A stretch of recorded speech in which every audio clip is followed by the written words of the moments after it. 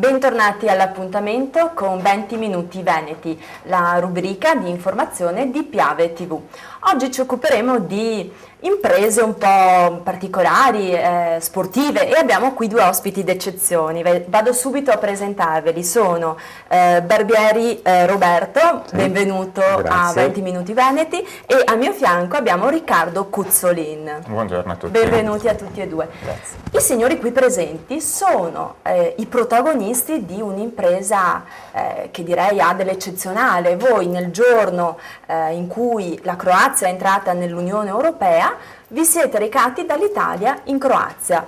Signor Roberto, come mai avete pensato di fare questa cosa? È nata da voi, è un'idea che è nata? Perché so che poi avete anche portato un messaggio del sindaco, ma cominciamo dall'inizio. Perché nasce l'idea di fare questa cosa? Ha una origine lontana nel tempo e risale a quando la Croazia era in guerra, quindi l'epoca del dissolvimento dello Stato della Jugoslavia.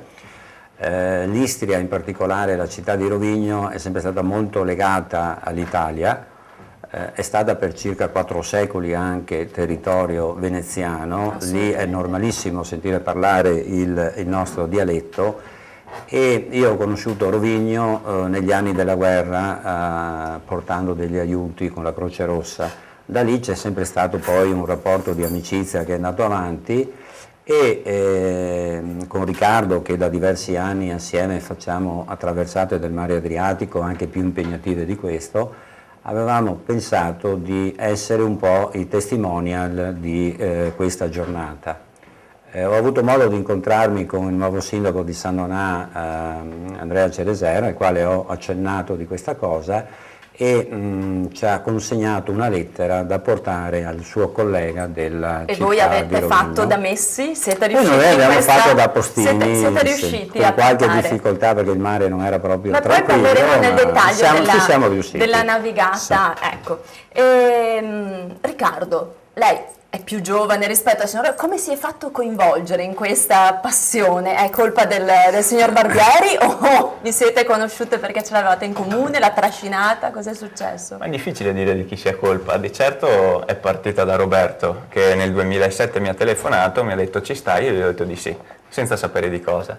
Io ho detto cosa facciamo? Ah, così lei alla cieca, sì, uno la chiama e dice ci stai? Va bene. Certo, io mi fa attraversiamo l'Adriatico in kayak, va bene? Mi fa quando iniziamo gli allenamenti? Ieri. E così è partito tutto, dalla prima traversata del 2007 fino a oggi. Ma lei prima aveva già praticato sport tipo canoa, kayak? Perché prima mi avete corretto, perché kayak è diverso da canoa. Lei prima aveva già fatto altre cose? Avevo fatto un paio di uscite, però ho sempre avuto la voglia e la curiosità di scendere di più in canoa rispetto a quelle 2 o 3 uscite che avevo fatto, di vivere un po' più a fondo il kayak e unirlo al mare. E quindi quando poi mi ha spiegato l'idea, diciamo, ha accettato subito volentieri. Riccardo è uomo che accetta le sfide. Ma io volevo sapere questo, come vi conoscete? Vi conoscevate da prima? Cioè non siete stati uniti dalla passione, quindi è un'amicizia di vecchia data, e poi lei ha coinvolto questo giovane in queste imprese, giusto? Giusto. Bene, perfetto. Che ha accettato con entusiasmo, anzi aspettava che qualcuno gli dicesse dai che facciamo qualcosa. Perfetto, prima di passare alle vostre imprese io tornerei proprio nella data del 30. Che cosa ha significato per lei, signor Barbieri, partire dall'Italia proprio nel giorno in cui la Croazia entra nell'Unione Europea comunque ci sono delle polemiche, perché sappiamo che parte dell'Europa vuole o non vuole, addirittura parte del popolo croato è in parte contento, alcuni no, dell'entrata in Europa, non è un periodo proprio roseo, diciamo. Quindi che cosa ha significato? Se noi chiediamo anche a un po' di italiani se sono contenti dell'ingresso in Europa, forse qualcuno dice che stava meglio quando c'era la lira, quindi se guardiamo queste cose... Si stava sempre meglio quando si stava peggio?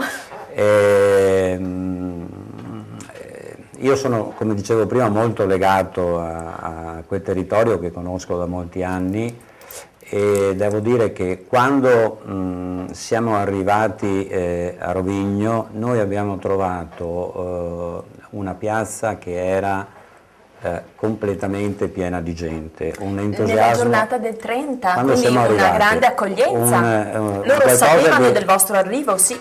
La stampa croata, la stampa di Rovigno aveva dato informazioni, però francamente non pensavamo di trovare tutto quello che abbiamo trovato.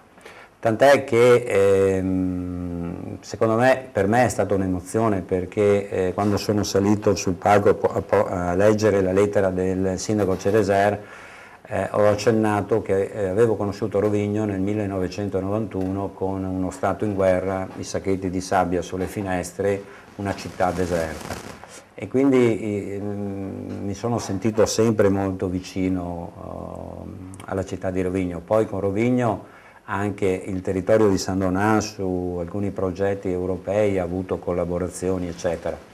Il sindaco quali parole ha portato alla comunità? Il sindaco di San Donà di Piave, Cereser. Guardi, dopo gliela leggo, le dico solo, leggo queste 3 righe che sono arrivate oggi. È una bellissima sensazione sapere che la nostra città e i suoi cittadini siano così amati, soprattutto se si tratta di italiani e dell'Italia, visto che fino a non troppo tempo fa era anche la nostra patria. Adesso facciamo anche ufficialmente parte della stessa famiglia. Questo è stato lo spirito loro. Bello. E quindi è uno spirito che io sono felicissimo di aver fatto questo insieme a Riccardo.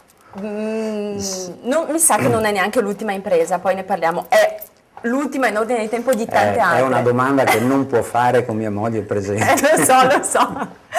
Hai condiviso anche tu questo coinvolgimento sentimentale nel giorno dell'entrata in Croazia dell'Unione Europea? Sì, cioè come l'Italia è entrata in Unione Europea, avere la possibilità di essere parte viva all'ingresso in Unione Europea di un altro Stato vicino a noi, così vicino a noi, è stato di sicuro emozionante. E poi, ripeto, come quello che già ha detto Roberto, l'accoglienza che abbiamo avuto è stata una cosa fantastica. Il calore si è proprio percepito come non solo le persone presenti, ma tutto lo Stato della Croazia fosse lì con noi. Che bello. Questa traversata tecnicamente ha avuto una cosa particolare, mi dicevate prima, non c'era la barca d'appoggio. Esatto. Solitamente in mare andiamo sempre con una barca d'appoggio perché gli imprevisti possono essere 1000.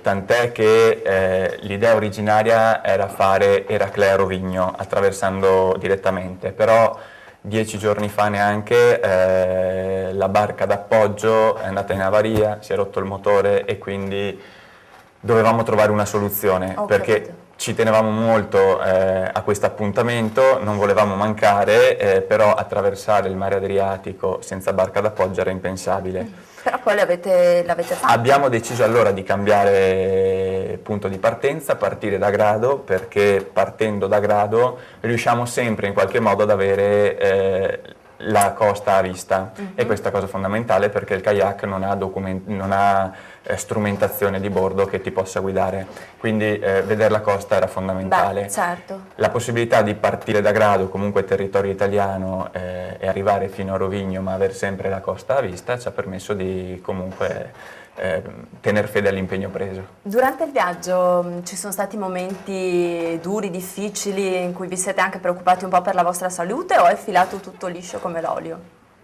Diciamo che noi pensavamo, arrivati in territorio della Croazia, avevamo visto sulle cartine, quindi ritenevamo in alcune ore di riuscire a fare. E così è stato, però in realtà non siamo stati troppo sotto costa, nel senso che la costa è tutto un zig-zag, quindi se noi avessimo fatto il zig-zag saremmo stati in mare molto di più. Esatto. Quindi ci siamo portati 2-3 miglia fuori, quindi sui 4-5 km al largo, tenendo sempre la rotta, tenendo sempre la prua alla fine dei promontori che vedevamo. Abbiamo avuto qualche problema per 3 ore nella sostanza, dalle 2 del pomeriggio fino alle 5 di sera, dovuto a un vento che si intensificava e a un'onda che veniva di lato, quindi noi avevamo sul lato destro della canoa l'onda era alta poco più di 1 metro, quindi non era molto alta, però era obliqua e quindi era fastidiosa. Poi un'altra cosa che ci ha un attimo preoccupato, ma non sotto l'aspetto del pericolo nostro, ma della non riuscita, è stata che lungo la costa croata ci sono tantissimi isolotti, scogli, eccetera, che sono bellissimi da vedere. Ma però noi che dovevamo in qualche modo spiaggiare per alimentarsi, la nostra canoa ha uno spessore di 2 mm, per cui era possibile magari con che ci fosse una situazione che magari la canoa andasse a strisciare su una roccia e quindi trovarci in mezzo al mare a venite a prenderci. Ecco. Poi, ripeto, dopo le 5 del pomeriggio eravamo all'altezza di calato. Il vento è calato e eravamo ormai vicino al canale di Leme, quindi avevamo l'impegno di arrivare a Rovigno per le 8, siamo arrivati una mezz'oretta prima, abbiamo un po' girato con la canoa senza farci vedere. L'impegno di arrivare a Rovigno alle 8. Alle 8 o alle 20? Alle 8 di sera. Alle 20, sì, perfetto. Sì, partenza invece da Trieste alle 9 di mattina. Da Grado, scusate, alle 9 di mattina, e l'impegno l'avete mantenuto di arrivare alle 20. Bene. Tornando al signor Barbieri, invece lei è stato protagonista, sempre in compagnia di Cuzzolin, di un record nel 2011. Nel 2011. Con Riccardo abbiamo fatto il primato mondiale in mare sulle 100 miglia marine, che significa 185 chilometri, senza soste, quindi una non stop. Sempre in kayak? Sì, sempre in kayak. È uno sforzo molto lungo, io credo che un ragazzo giovane di 20 anni psicologicamente non regge la fatica. E abbiamo fatto un percorso partendo da Jesolo, siamo arrivati all'altezza di Novigrad in Croazia, e poi con la notte abbiamo proseguito da Novigrad a Portorose e abbiamo avuto qualche problema al largo del golfo di Portorose, faceva freddo, la luna era piena ma le nuvole ci hanno dato il buio, e quelle sono le ore più difficili perché per orientarsi? No, orientarsi no, perché c'è comunque la barca appoggio. Giusto. In caso del record noi avevamo una barca appoggio con un giudice ufficiale di gara, è vero. Il regolamento del Guinness dei primati, quindi il regolamento ci consente la possibilità di avere 5 minuti ogni ora per dissettarti, fare le tue cose e poi cumulare il tempo. Questo record è stato, queste 100 miglia marine le abbiamo percorse in 24 ore e 35 minuti, abbassando di circa 2 ore il record. Una giornata intera, quindi in canoa. Sì. E nel totale, così a un quadro, i minuti complessivi di riposo che noi abbiamo fatto senza mai scendere dalla canoa sono stati 84 minuti. Caspita. Su 24 ore. Un ricordo di questa esperienza del record? Sono 24 ore e 35 di ricordi, non un ricordo. Più IVA perché insieme alla giornata ci stanno gli allenamenti, la preparazione, la partenza e l'arrivo. E quanto vi allenate, cioè, per prepararvi a queste imprese? Per esempio, per il record vi siete allenati quante volte? Tutti i giorni? L'allenamento è quotidiano. Per il record nello specifico abbiamo iniziato la preparazione a gennaio per compiere l'impresa ad agosto. Caspita. Quindi parliamo di gennaio 7-8 mesi. In acqua, no. Bellissimo. No. Ma è bello perché così si passa il Piave, quindi sia il fiume sia il mare, lo si vede attraverso tutte le stagioni, dall'inverno, primavera e estate. Quindi è una cosa da consigliare anche come sport, a contatto certo. con la natura. Certo, magari. E gli allenamenti sono quotidiani, dalla preparazione atletica in palestra, alla corsa a piedi, alle uscite lunghe nei fine settimana. Uscite lunghe vuol dire dalle 8 alle 15 ore non stop di allenamento.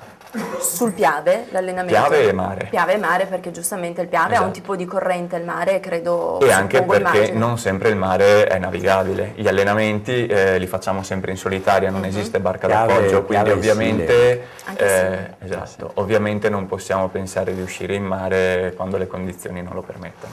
Record dedicato a qualcuno?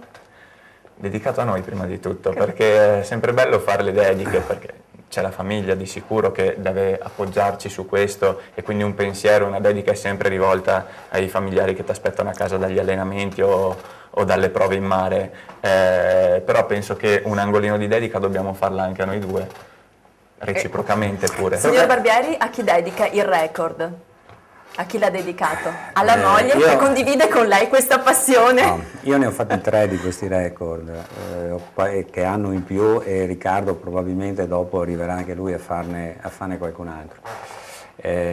Io ho avuto sempre il sostegno della famiglia, anche se le preoccupazioni ci sono, perché è uno sforzo prolungato, è uno sforzo che devi saper gestire anche con la testa. E poi il mare Adriatico sembra una puzza d'acqua, nel senso che è un mare chiuso, poco profondo. Sì. In realtà nasconde delle insidie. In realtà, proprio perché poco profondo ed è un mare chiuso, si agita molto facilmente, ed è abbastanza usuale avere mare piatto qui e 2 metri di onda a 10 miglia più fuori. Faccio un esempio sciocco di una traversata che abbiamo fatto qualche anno fa. Siamo partiti in barca a vela e siamo andati a Umago, e il mattino dopo, molto presto, siamo partiti in canoa per arrivare a Caorle, ed era una traversata di sostegno a Nuotiamo Insieme, che è una manifestazione che comincia al mattino e finisce alla sera a Caorle, dove tutte le categorie di nuoto, compreso i ragazzi disabili, fanno questa cosa. Bello. E quindi noi eravamo un po' testimoni di questo. Quando siamo andati di là il giorno prima, c'era un'onda che veniva da Pola e andava verso Grado. Okay? Nel Tirreno quest'onda andrebbe a disperdersi. Sì. Il mattino dopo, quando noi siamo partiti da Umago per andare a Caorle, abbiamo trovato l'onda che di rimbalzo torna indietro. Quindi hai delle situazioni in Adriatico. L'Adriatico è un mare birichino. Rispetto a questo. Mi risulta che anche lei sia un po' birichino, perché una ne pensa e 100 ne fa. Io so che lei ha già in mente di non terminare con queste imprese. No. Allora, chiude? Era l'ultima? No, allora, non era l'ultima. Di imprese di questo tipo, quella di aver fatto una traversata su Rovigno è una gara impegnativa, ma impresa mi sembra un pelino, senza barca d'appoggio, è comunque un'impresa. Siamo ottimisti, dai. No. Ha in mente qualcos'altro per il futuro? Ce lo può anticipare? Così tranquillizziamo anche sua moglie, che già trema il pensiero. Franca sa già. No, a me piace pensare di essere a Caorle il 13 di luglio, quando c'è questa manifestazione con questi ragazzi disabili, fare una cosina molto tranquilla e lì dire grazie e basta, adesso passo dall'altra parte.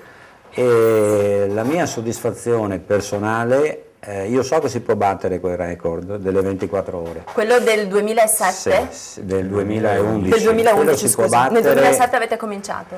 Quello del 2011 si può battere, perché... Ma lei ha intenzione di riprovarci a batterlo? No, io ho intenzione di essere sulla barca a vela, essere di assistenza e a sgridare lui. E ci sarà lui sicuramente. Ci sarà lui. E credo un'altra persona, comunque c'è tempo per questo.